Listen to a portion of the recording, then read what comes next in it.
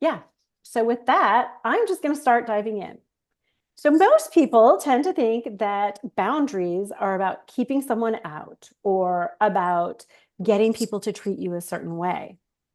What if I told you that's not the case? So I would start my mornings out on Mondays with a nice cup of tea, and I was ready to start my days. And usually, if it was football season, I would get a nice text message from my boss's wife. It usually happened around 7 or 8 in the morning when it was quiet in the office still.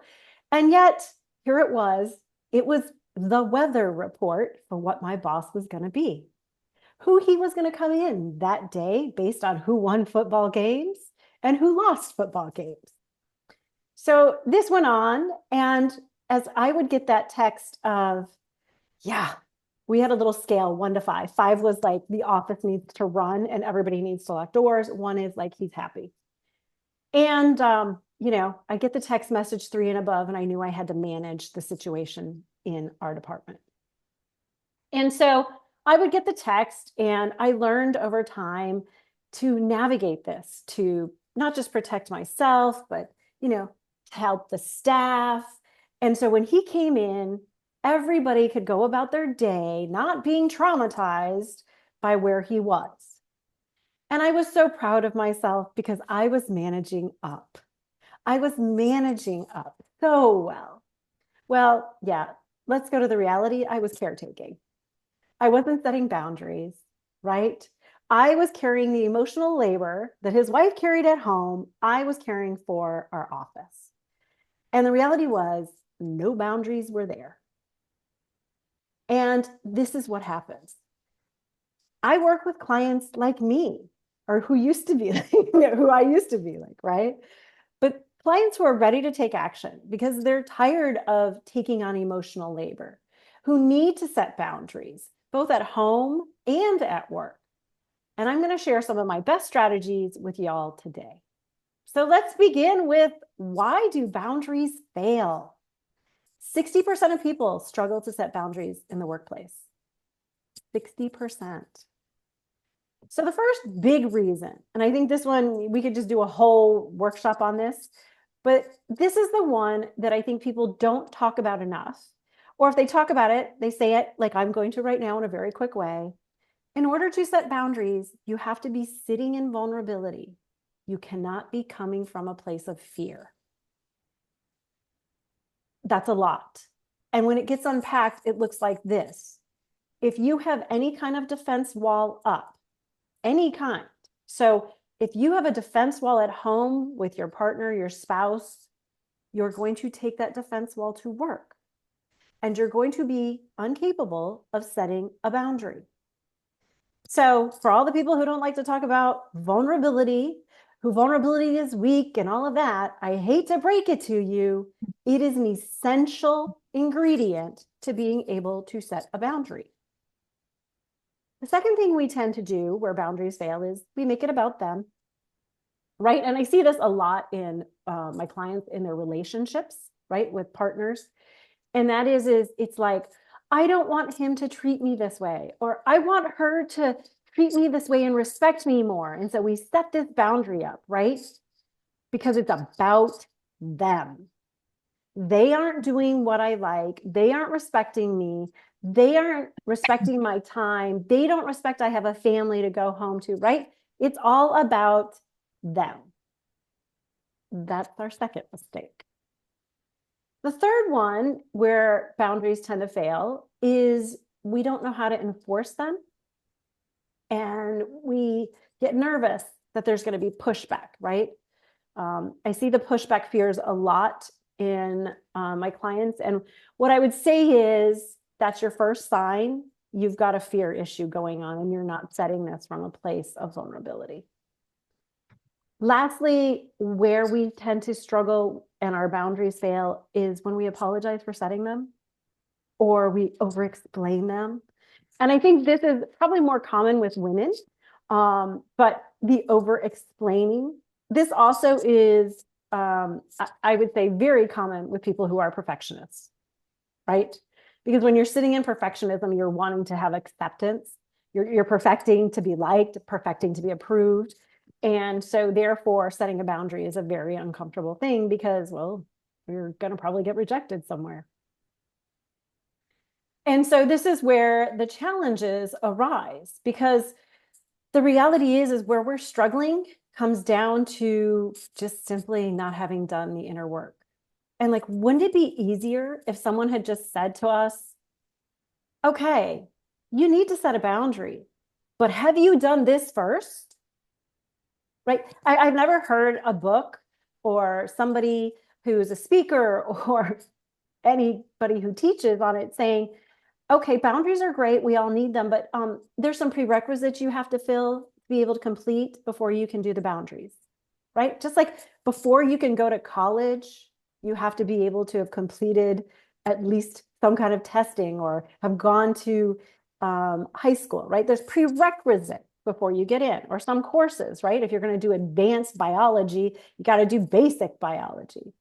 But they don't put it in that way. And I think it's so, I think it's not so much deceiving, but it's such a discouraging thing, because what happens is then all of us who haven't done the work, right? All of the people out there who don't know these things go out and try and set boundaries, right? Because they tell you it's so simple. Oh, just set a boundary.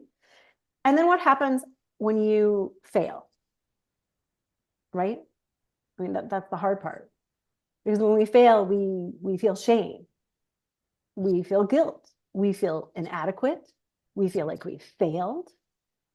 And all of a sudden, we have just taken a whole bunch of emotions and dumped it on top of a bad place that we're trying to navigate out of, which is really hard.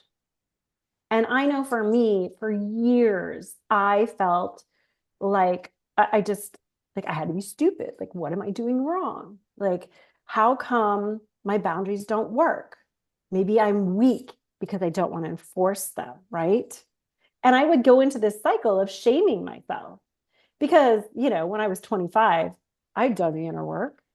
When I was 35, I was ready to sit in vulnerability.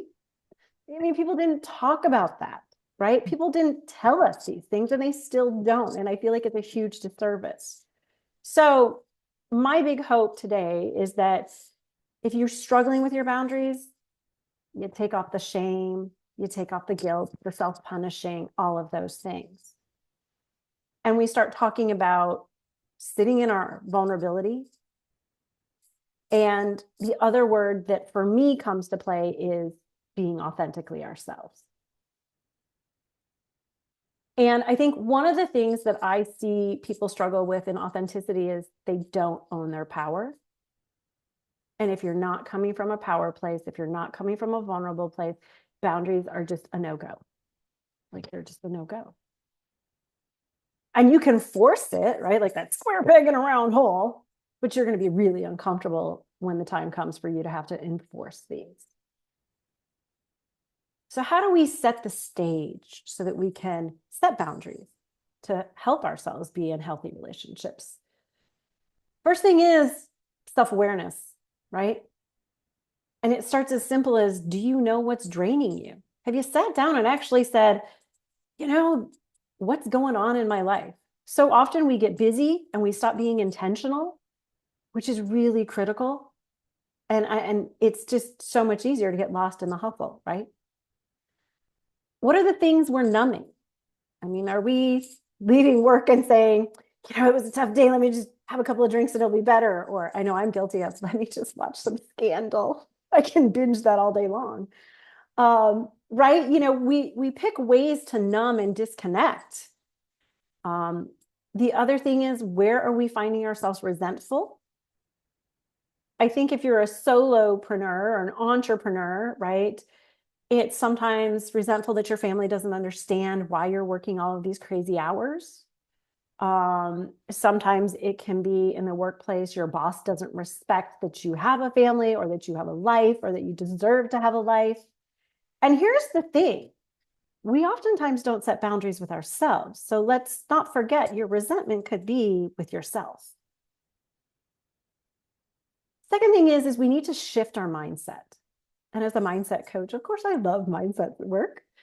So often we think of boundary as a wall, right? It's the moat, it's the wall around the castle. Instead, switch it to a bridge. Your boundary is the bridge to a good relationship. It's the bridge to connection, as opposed to the wall that keeps people out. Change it from I'm rejecting them to I'm choosing me so I can show up as my best self. And I would offer up that if you're thinking about boundaries as a rejection of them, then chances are you're more focused on them with the boundary, and it's a boundary for them. It's not a boundary for you. Lastly, how we communicate this, how we communicate effectively our boundaries, it begins with I, right? It begins with us. I am setting this boundary, right? I need this so I can show up. And one of the things I love, and I really took from some of my work years ago with Brene Brown, was a boundary is simply you creating the environment so you can show up as your best self, right? I can't show up in a loving manner where I can be emotionally present if someone is a substance abuser or an alcoholic or emotionally immature, right? You just can't do it. And then you basically, so it's about you. It's not about you don't want to tolerate these things, right? It's just, I can't be somebody who's qualified to be in a relationship if the situation isn't right. Same thing with collaboration. I look around and I see, a lot of solopreneurs here, right? Or, we do interactions with other people, right? And so in looking at that, I think of collaborations. How many of us set boundaries for our collaborations? Do we intentionally think about what kind of environment do we need to be able to work with someone else? And do we uphold those boundaries when we meet someone and want to connect with them? Because so much of what I do is dealing with those behavioral patterns, limiting beliefs, attachment issues, right? How they play out in our personal life with ourselves and in our relationships, but they also play out at work. And I don't think we see them that way. It's like when you meet somebody, you talk in relationships about how you meet somebody and sparks fly and you're all excited and you rush into the relationship and you don't think about things. How many of you have had that in a collaboration, right? You meet somebody, you go to a networking event or you're online and you meet with them one-on-one and like, oh my gosh, they're so cool. And they see things so similar to you. And like, we could do this together. Okay, you're rushing, you're crushing, right? But did you stop to remember your boundaries? I'm going to guess not. I'm going to guess not many people have a list of boundaries of, if I'm going to work in collaboration with someone, these things need to be present. I'm not going to ask for a show of hands. I'm just going to say, check in with yourself on that one.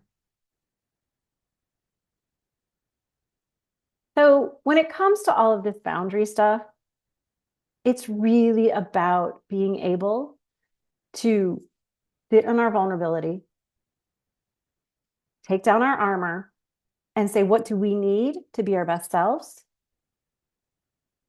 It's about setting boundaries to create bridges for connection that are on your terms.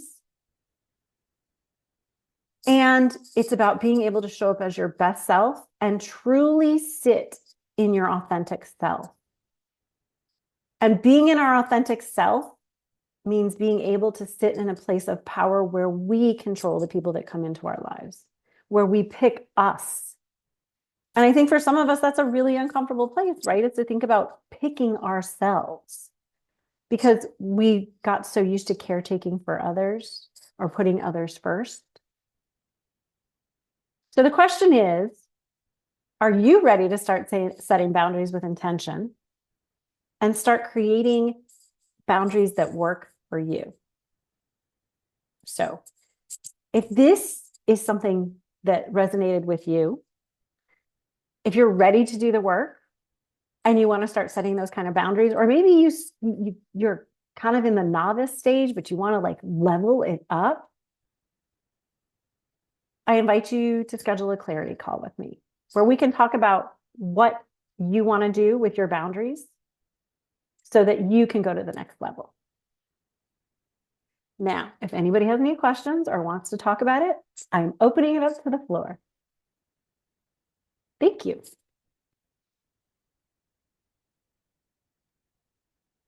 Thanks, Margaret. What's an example of a good, healthy boundary In what scenario? in a business scenario? Okay. So if you go back to the example that you gave of yourself being texted by your boss's wife, I can't even imagine that. But anyway, Oh, that what was would have been a that was a request, let me just say, because it was so chaotic. Like at least that gave me a heads up, right? Like that was like, okay, I'm ready. But like if she didn't do that for like a year, I would walk in blind every day. And that was way worse, way worse. But so anyway, what I'm would sorry. be a good, healthy boundary in that instance? Well, I think part of it in that instance, would have been to, first of all, for me to understand that as much as it was about him being needing, kind of needing some emotional maturity in the office, right? It was about me. And I think this is the one thing we all need to start with, whether it's in at work or not. And that is why am I feeling this need to do too much? Why am I feeling this need? I had asked myself, why was I feeling the need to caretake him? Flat out, Mhm. right?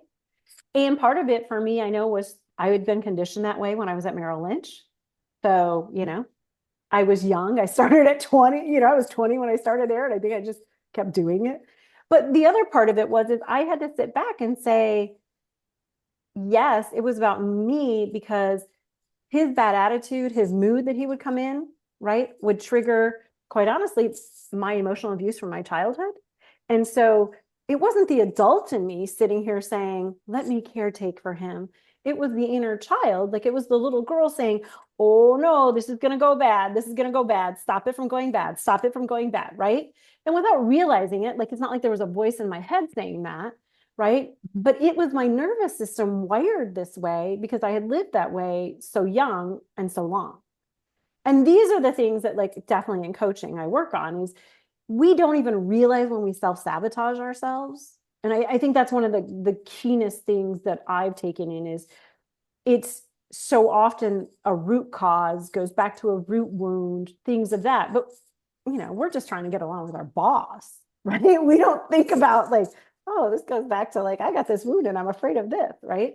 And so for me, I was just hurrying around trying to stop what could escalate. And he did. I mean, I will say, like, flat out, you could call what he did some days emotionally abusive to the whole office, right? And I was so busy trying to prevent the explosion, right? For me and my counterparts.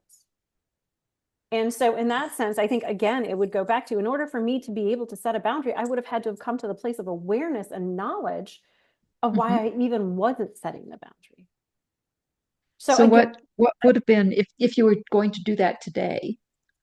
if I had What would be had the a boundary that difficult you would person set? like that, right? Like if I had had him be like that, I mean, I think, right, first of all, the first time it would have happened, I would have been like, okay, I would have given him that moment, would have walked away, realizing kind of like not the time.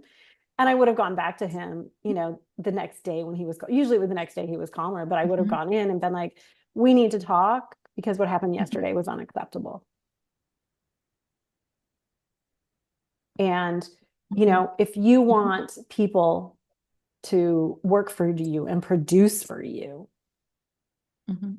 this behavior it's toxic and it's going to be a place, you're going to make it a place that we can't show up and you won't get the best out of us. And I know that's what you want, but some stuff's going on and you're not cultivating that.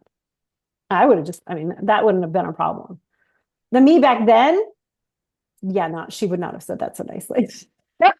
Right. Right. But I think the Uh, reality is that, he, he, when he was not in that place, was a good person, had good intentions, right? He was well liked, but other people didn't see it. And so I think the thing is to say, like, look, I know your intentions are good. I know, like, and he would, like, when he was in his good space, he'd go out and he'd help people and really want to cultivate them and raise them up to new, promotions and things like that. But he didn't see it. And he and I actually, after I left, I had a talk with him about a year later, and he was just like, yeah, I had no clue. I wouldn't have probably changed, but I had no clue.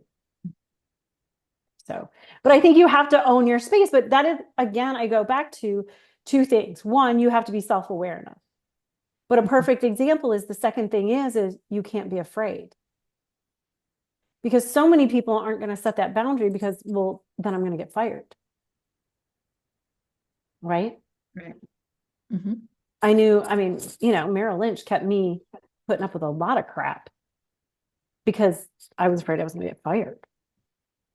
And I think the bigger the paycheck, the harder the thought is of replacing it. Mm-hmm. Especially if you're in sales. Right? Because the book usually stays with them. Mm-hmm. And you walk away and have to start from scratch. So you have to get really clear on who you are. And you better be really confident. And I mean, like, absolute confidence to stand up to that. And I just don't think we realize that, right? I mean, I can tell you, I stayed at Merrill Lynch for many years when I should have left in a very abusive situation because I didn't believe, right, that I had the ability to have that voice. What would they have done, And I will say, I think it could have been navigated. And I will tell you, my office was a very chaotic, turbulent office, especially for a woman. But I think it could have been navigated better, But I will tell you, I was young and very easy to be, I was young and it wasn't going to happen. And I'm not saying that young, I'm not saying young and naive. I'm saying it was too close to abuse. So that if you're sitting in abuse, again, if you're sitting in emotional abuse in one place, you're not going to go to the office and be like, oh, I'm not going to take it here. Right? That's one of the biggest things. And, one of the things I'm writing my book about called Love and Leadership that we're still planning on having March be the launch date. But it is all about that, right? Like what we are allowing in our relationships, our romantic relationships, our friendships, like we allow that same thing at the office. It just looks a little different. Mm-hmm. Did that answer your question? Yeah, I was just curious to see what would have been a good way to set boundaries, and you're going in and explaining to him actually was a good example. Yeah, I think that the reality is like if we had been having this conversation during that time frame, I would have been stymied.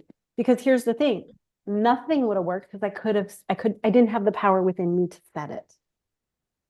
And I think that's the biggest reason why I wanted to do this workshop and why I want to talk about boundaries is because we do not realize we are powerless to set boundaries if we haven't done the healing work, if we haven't gotten connected to ourselves, if we can't say, why am I struggling with this? Oh, crap.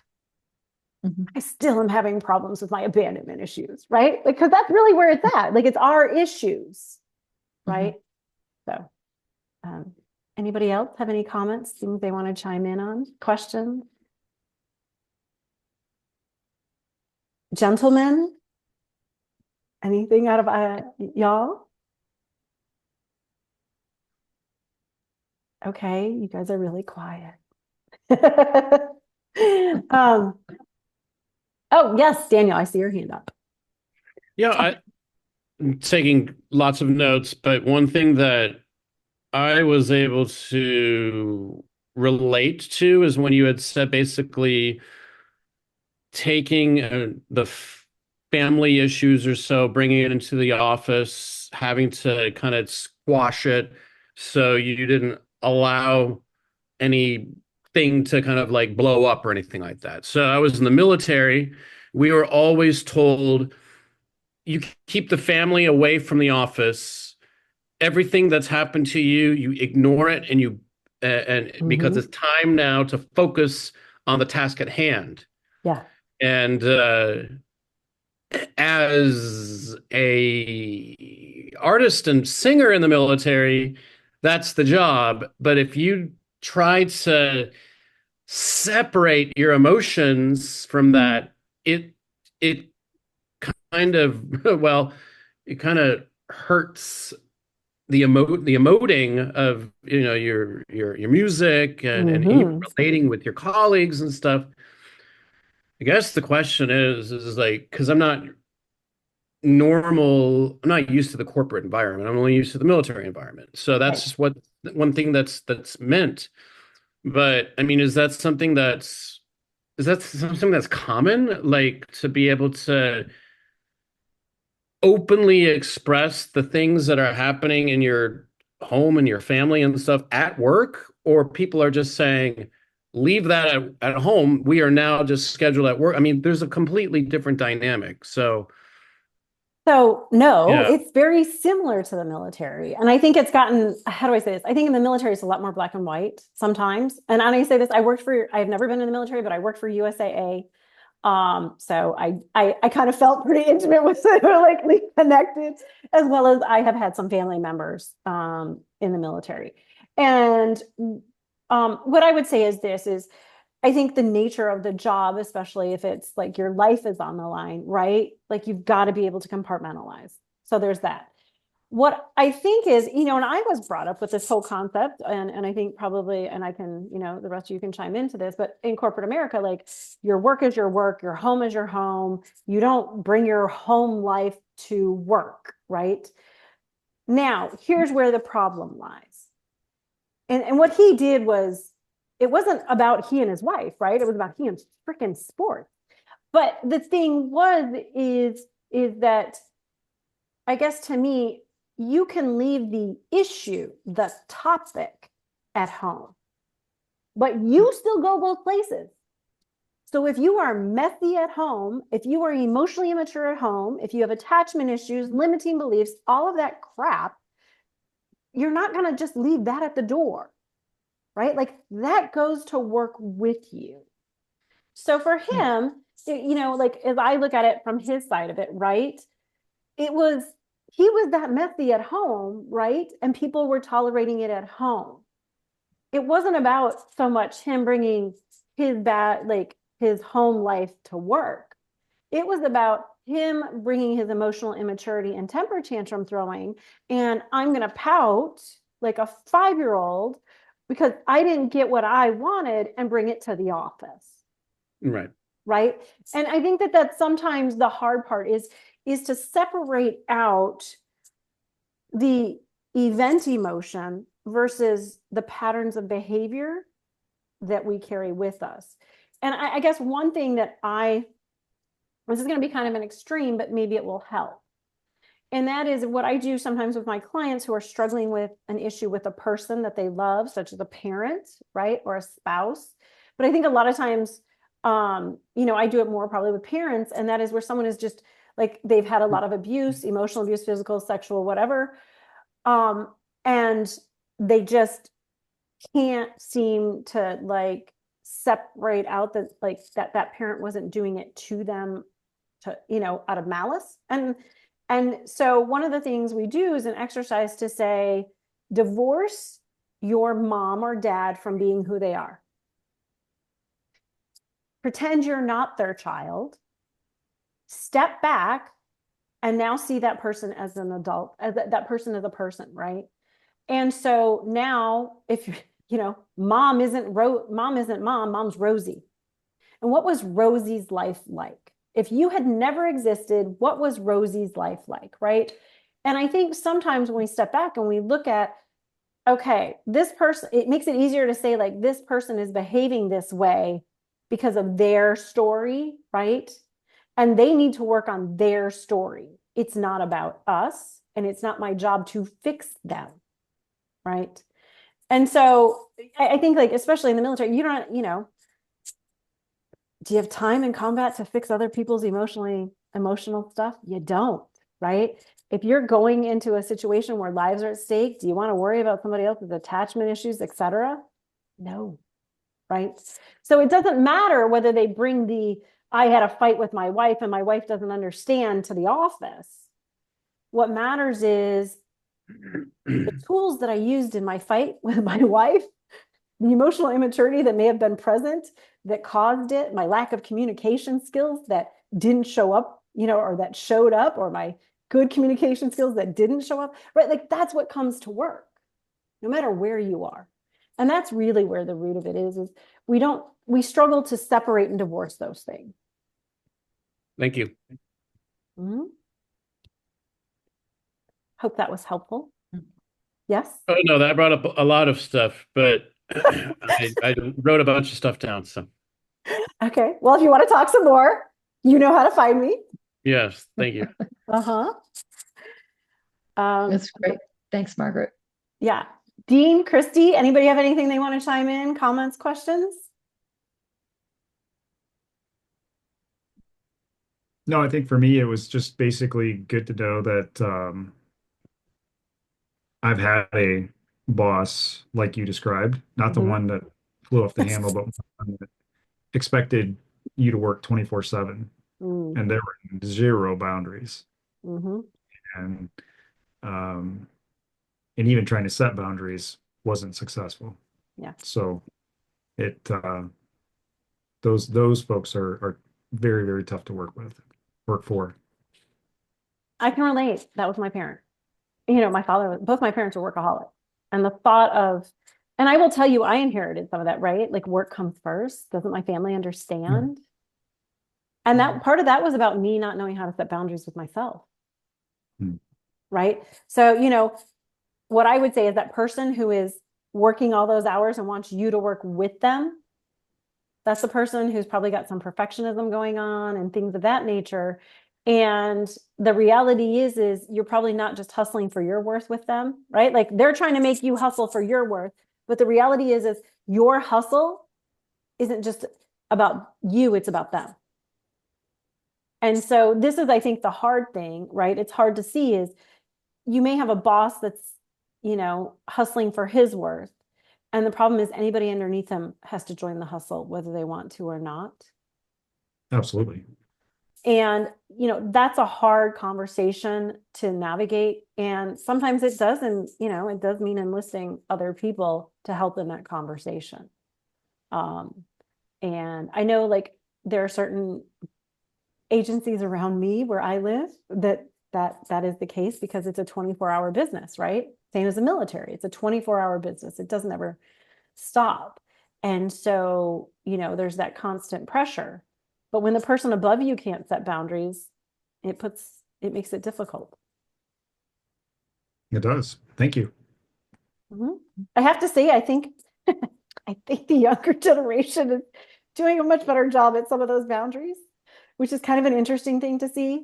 And a part of me is like, wait a second. But, I've had an employee who was like, okay, so what are my hours?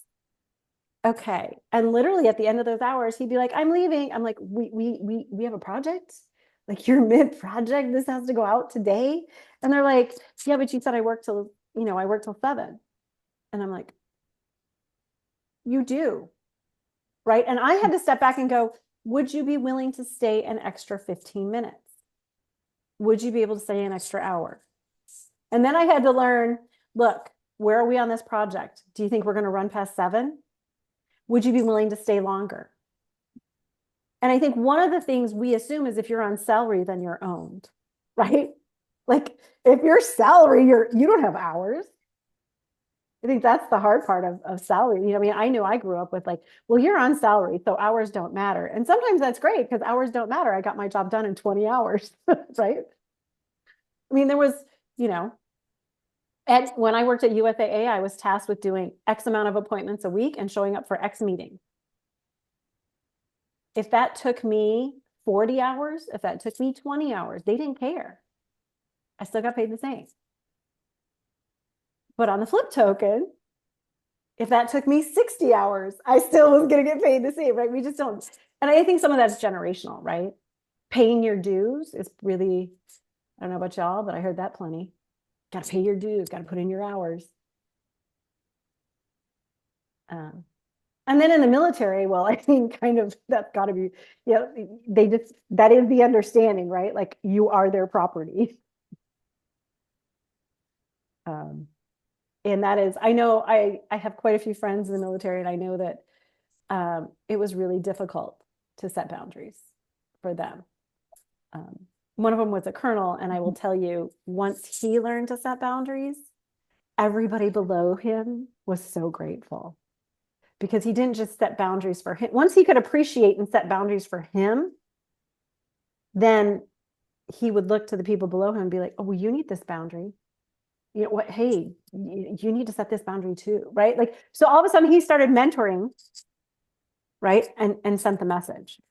So, but that only, I mean, if you're in combat, like, I don't know, it's not like, hey, could you stop firing at us? I need a boundary. Like, that doesn't work.